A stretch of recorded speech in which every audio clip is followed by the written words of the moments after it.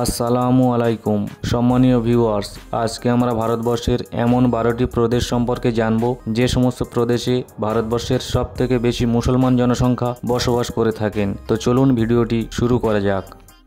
Number 12, Uttarakhand. মোট জনসংখ্যা 1,17,00,000 জন, মুসলমান 18.5%, 21,64,000 জন। নাম্বার 11, তামিলনাড়ু। মোট জনসংখ্যা 7,70,00,000 জন, মুসলমান 18.86%, 1,45,00,000 জন। নাম্বার 10, গুজরাট। মোট জনসংখ্যা 7,23,00,000 জন, মুসলমান 19.67%, 1,42,00,000 জন। নাম্বার 9, বিহার। মোট জনসংখ্যা 12,86,00,000 জন, মুসলমান 19.70%, 2,53,00,000 জন। নাম্বার 8, উত্তরপ্রদেশ। মোট জনসংখ্যা 25,70,00,000 জন, মুসলমান 22.26%, 5,72,00,000 জন।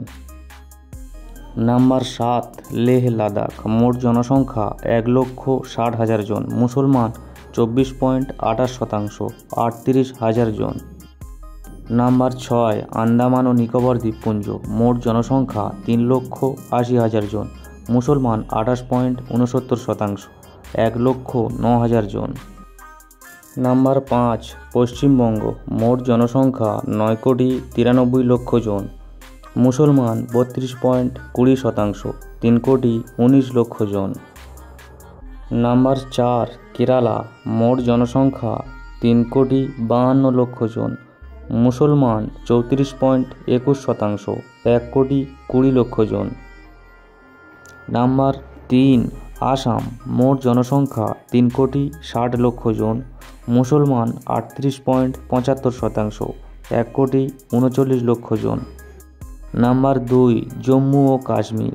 মোট জনসংখ্যা 1,35,00,000 জন, মুসলমান 91.15%, 1,23,00,000 জন। 1 নম্বরে রয়েছে লাক্ষাদ্বীপ। মোট জনসংখ্যা 65,000 জন, মুসলমান 97.22%, 63,000 জন।